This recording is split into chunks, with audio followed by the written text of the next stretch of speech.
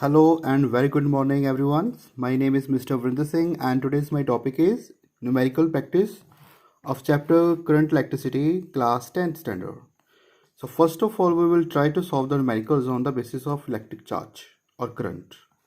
So, you know the formula that current is I is equal to charge upon time, and charge is equal to numbers of electrons into Standard's value, that is Ne. So, let's start first questions. First question is that calculate the current in a circuit if 500 coulomb of charge pass on through it in 10 minutes. So you have given the values of charges and the time. Convert the time into seconds. Always remember. Convert the time into seconds. तो time को second में convert करना है. After converting, you know the time is 10 minutes multiply with 60. So total time is 600 seconds. You have the formula that is I is equal to Q upon T. Substitute the values and you will get the answer. Let's try the next questions. Calculate the amount of charges that would flow in 2 hours through an element of an electric bulb drawing a current of 0.25 ampere. So you have to find the amount of charge. मतलब Q का value find करना है. You have given the value of time and current. Time given है 2 hours, current is given, so write down the given values. Okay, and then again convert the time into seconds. 1 hour consists 3600 seconds. तो अगर हमने 2 hours को करना है तो इसको multiply कर दीजिए एंड अगेन क्यू फाइंड करना है, टाइम को उस साइड मल्टीप्लाई कर देंगे. So Q is equal to I into T. आप दोनों को मल्टीप्लाई कीजिए, you will get the answer that is 1800 coulomb of charge. The next numerical is yes, electric bulb draws a current of 0.2 ampere when voltage is 220 volt. Calculate the amount of charge flowing through it in 1 hour. So again you have to find the values of charges. You have given current and time and also voltage. But आपको याद रखना है, अगर आपने charge find करना है उसके लिए फॉर्मूला होता है करंट इनटू टाइम. तो वोल्टेज का वैल्यू सिंपल आपको कंफ्यूज करने के लिए गिवन है. Okay, you have to not any use of this one voltage. So again charge formula is Q is equal to I into T. So again convert the time into second. 1 hour है तो इसको convert कर दीजिए seconds में. So current multiply by second will give you 720 coulomb charge. Okay, next numerical is in a television tube a beam of electron is emitted. Beam current is 80 microampere. How many electrons strike the screen of TV per second? एक second में कितने electron strike करते हैं? सो numbers of electron calculate करना है. तो जब भी हमने नंबर्स ऑफ इलेक्ट्रॉन कैलकुलेट करना है हमारा यही फॉर्मूला यूज होगा, that is I is equal to N E upon T. तो हमने n का वैल्यू कैलकुलेट करना है. n का वैल्यू कैलकुलेट करेंगे by putting the values of other. So you have given current is 80 microampere. तो बेटे 1 माइक्रो का वैल्यू कितना होता है? 10⁻⁶. 1 माइक्रोन का वैल्यू होता है 10⁻⁶ ampere. It's very small value. And time कितने में दिया है? पर सेकेंड. एक सेकेंड में कितने numbers of electrons. So you have given a value of current and time. Formula आपको लग गया. I is equal to N E upon T. N का वैल्यू ले लिया, बाकी वैल्यूज को हमने सब्स्टिट्यूट कर देना है. Substituting the values of current, time and charges.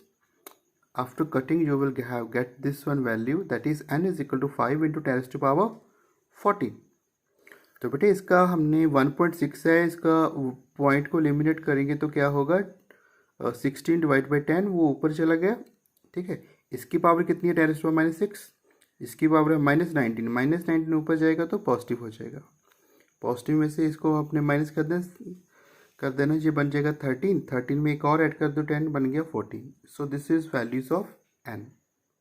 Next is that, और क्या कैलकुलेट करना है? Also find the total charge striking the screen in 2 minutes. Charge find करना है और टाइम कितना गिवन है? 2 मिनट्स. तो कन्वर्ट कर दियो मिनट्स को किस में? सेकेंड्स में. 2 मिनट्स में कितने सेकंड होते हैं? 220 सेकंड्स होते हैं. चार्ज के लिए फॉर्मूला होता है आई इंटू टी. तो करंट है चार्ज और टाइम है, मल्टीप्लाई करके वैल्यू आपका आ जाएगा। तो 10⁻⁻6 किसके इज इक्वल टू होता है, वो इसकी वैल्यू होती है 1 माइक्रोन को। आप इसके आंसर को ऐसे भी लिख सकते हो और इस फॉर्म में भी आप इसको नोट आउट कर सकते हो। ओके बेटे, चलिए अब हम करते हैं थोड़े और numerical on the basis of resistance and resistivity. And resistance के लिए फॉर्मूला होता था हमारा Ohm's law. And what is Ohm's law, V is equal to I R, and for resistivity is R is equal to rho into L upon A, where rho is resistivity, R is resistance, L is length of the conductor, A for area of cross section। तो चलिए start करते हैं। हमारे पास question है, a heater of resistance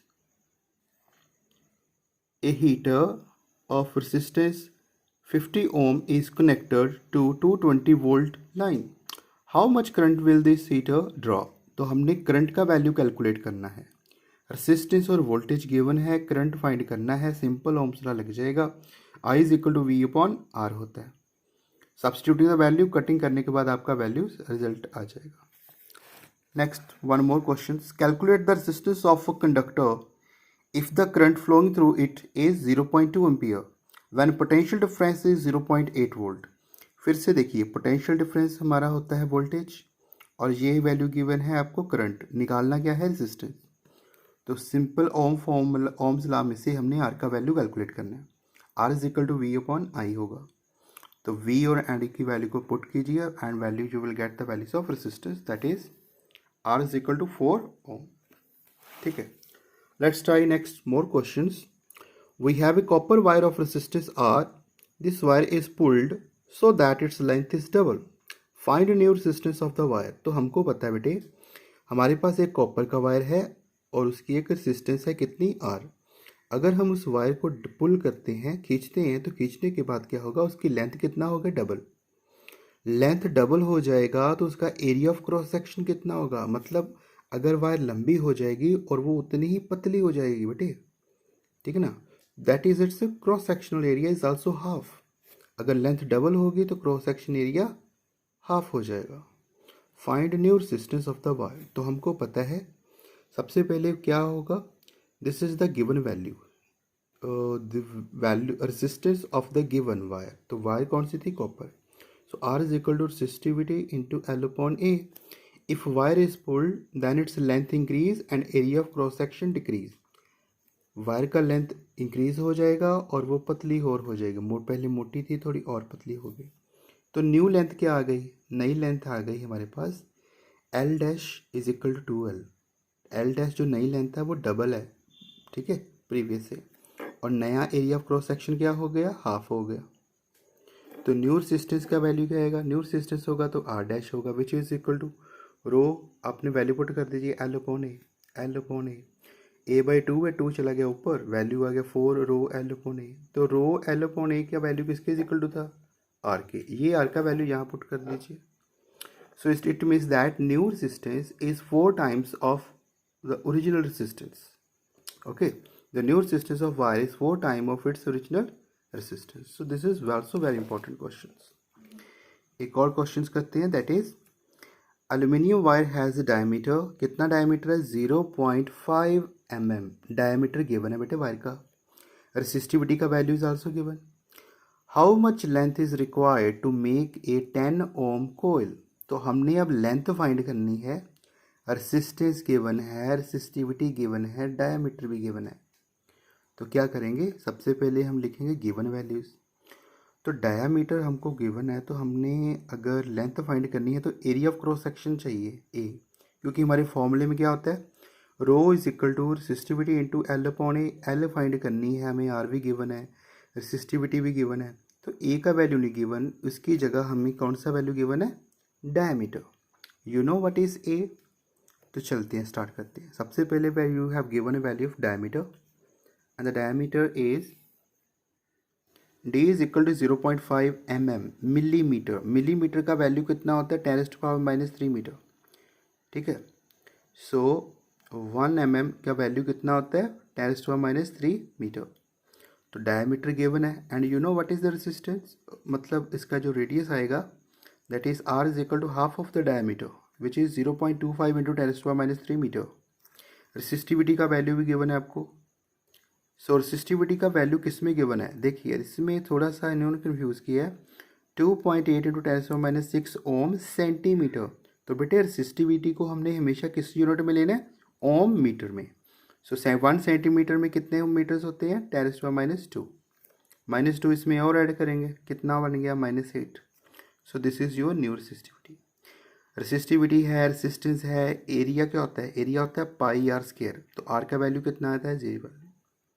okay, so you have a length find करनी है, r is equal to resistivity L/A। तो रेसिस्टिविटी की L/A क्या था, area of the given wire. तो बेटे हमने इसमें सब वैल्यूज़ को सब्स्टिट्यूट कर देना है, L को निकालना है, इस वैल्यू को उधर मल्टीप्लाई करेंगे, डिवाइड बाय रेसिस्टिविटी हो जाएगा। After substituting the values, after इसको क्रॉसिंग करने के बाद आपके पास इसका आंसर आ जाएगा। This is also very important question. तो याद रखना है रेसिस्टिविटी के यूनिट्स होती हैं ओम मीटर। अगर सेंटीमीटर में गिवन है तो उसको मीटर में कन्वर्ट कर लिए। डायमीटर के कोई भी यूनिट्स होंगे हमने लेंथ के, हमने उसको मीटर में कन्वर्ट करना है। ओके, नेक्स्ट एक और क्वेश्चन करते हैं। A cylinder of material is 10 centimetre long, has a cross sectional of 2 centimetre square. If its resistance along the length be 20 ohm, what will be its resistivity. अब हमने resistivity calculate करनी है। सबसे पहले given value, length is equal to 10 centimetre which is equal to 0.10 metre. तो area किस में given है, सेंटीमीटर में। 1 सेंटीमीटर स्क्वायर है ना, तो बेटे इसका वैल्यू कितना आ जाएगा, सेंटीमीटर स्क्वायर। अगर मतलब 1 सेंटीमीटर क्रॉस 1 सेंटीमीटर, तो 1 सेंटीमीटर को अगर मीटर में कन्वर्ट करें तो ये बनेगा 1/100। सेकंड सेंटीमीटर को भी करेंगे तो वो भी बनेगा 1/100। तो वैल्यू आ गया 1/10⁴ मीटर। ये 10⁴ है, ऊपर जाएगा तो वैल्यू बन जाएगा इसका 10⁻⁴ metre. Resistance is given, resistivity find करनी है, तो वैल्यू क्या आएगा, resistivity is equal to RA/L। ये वाला इसका फॉर्मूला बन जाएगा। Substituting the values in this equation, after cutting you will get the last value, that is 0.04 ohm metre. Okay, and the last question, a wire is 1 metre long, 0.2 mm is its diameter and has a resistance of, resistance कितना दिया है, 10 ओम। Calculate resistivity. अब देखिए एक wire है जिसका length है 1 metre, तो गिवन वैल्यूज नोट कर लीजिए। गिवन क्या था आपको, रेसिस्टेंस है 10, लेंथ भी गिवन है, diameter is also given. Diameter कितना गिवन है, 0.2 mm मीटर। तो 1 mm का वैल्यू कितना होता है बेटे, 1 mm का वैल्यू होता था 10⁻³ मीटर। तो हमने यहाँ पे R का वैल्यू फाइंड किया है। तो R क्या होता है, R होता है, yes, R is half of the diameter. Radius क्या आएगा, हाफ ऑफ डायमीटर। ओके, तो एरिया क्या होता है, πr²। तो R का स्क्वायर है तो हम इसको ऐसे भी लिख सकते हैं, पाई d/2 इज आल्सो रेडियस, ठीक है। Diameter, half of diameter is also represents radius. So इसकी वैल्यू को हमने इसकी वैल्यू को सब्स्टिट्यूट कर देना है, तो ए का वैल्यू यहाँ से फाइनल में कैलकुलेट कर लेंगे। And the values of area of cross section finally we get, इस वैल्यू को हमने रेसिस्टिविटी के फॉर्मूले में वैल्यू पुट कर देनी है, ठीक है। And you will get the last it's answer. तो बेटे इन सब क्वेश्चंस को आपने प्रैक्टिस करनी है, ठीक है। इसको ट्राई कीजिए, अपनी फेयर कॉपी पे नोट कीजिए, और भी मैं आपको प्रैक्टिस के लिए क्वेश्चन सेंड कर रहा हूँ, आप उनकी भी प्रैक्टिस कीजिए, ठीक है। These all questions are very important. Okay, bye, thank you बेटे, थैंक यू।